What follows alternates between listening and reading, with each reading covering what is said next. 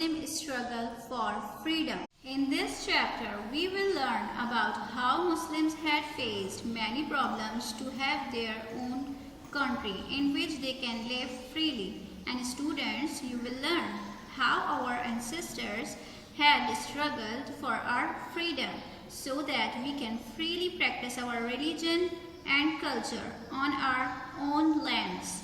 It's really interesting to know about the history. So let's start reading. Open page number 26 of your book. Read title of the lesson, Muslims Struggle for Freedom. Hold pencil in your hands and mention date. 23 June 2020. Okay, now let's start reading. The main turning point of the history of the subcontinent was the War of Independence of 1857. The last Mughal emperor was Bahadur Shah Zafar. He was captured and sent away by the British to Rangoon, Burma, now Yangon, Myanmar. His sons were killed by the British. This was the beginnings of the formal British rule in India.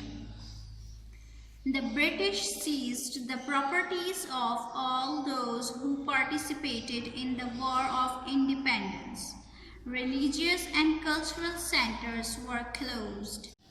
To implement the direct rule of the British, East India Company was abolished. Queen Victoria declared her direct rule policy. She stated that everyone will have fair treatment under British law, but this never happened. This paragraph, the end of Mughal emperor and beginning of British rule is described. The name of last Mughal emperor was Bahadur Shah Zafar. British captured all assets in the War of Independence and closed all religious and cultural centers such as mosques and places that promoted Indian culture.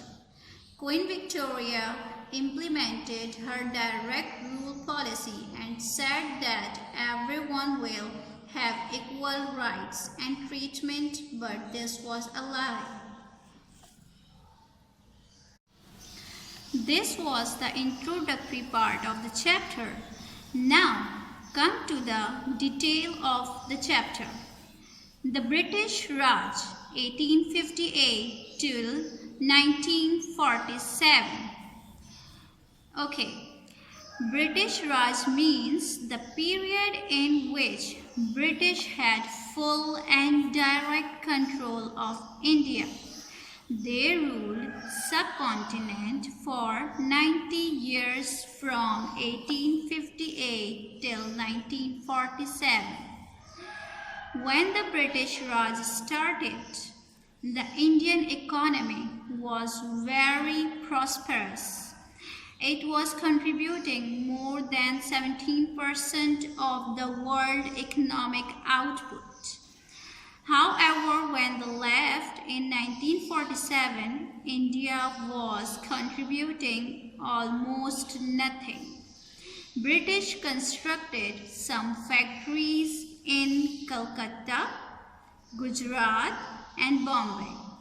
Due to modernization associated with the Industrial Revolution, this caused the collapse of the traditional industries of India. The only major contribution of the British to India was the construction of railways and bridges network. The main reason behind this was smooth transportation of Indian goods to ports for exports to England. I will explain this part to you students, okay? Now, British ruled on subcontinent for 90 years from 1858 to 1947. British Raj means British control. When British Raj started, Indian economy was at its peak as it was the combination of more than 17% of the world economic output.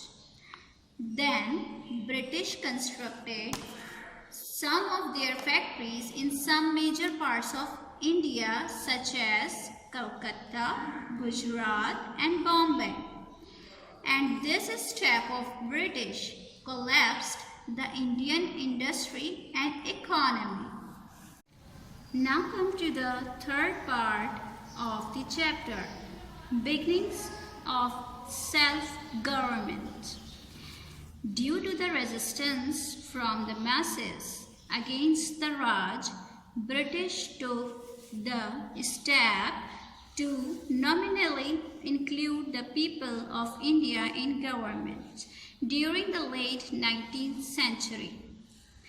This started with the appointment of Indian councillors to advise the British Viceroy. They also established provincial councils having Indian members. For the local administration, municipal corporations and district boards were created.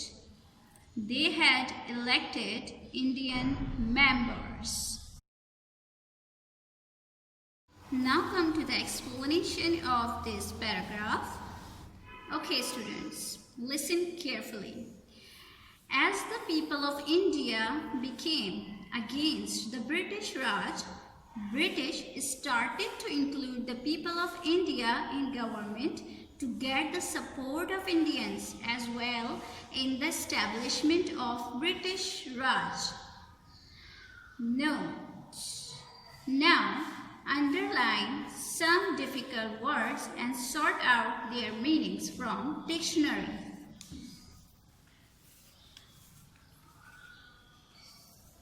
Number 1, seized. S-E-I-Z-E-D, seized. Number 2, abolished. A-B-O-L-I-S-H-E-D, abolished. Number 3, prosperous. P-R-O-S-P-E-R-O-U-S, prosperous. Resistance. R-E-S-I-S-T-A-N-C-E, resistance. Okay. We will study further in your next lecture. Take care.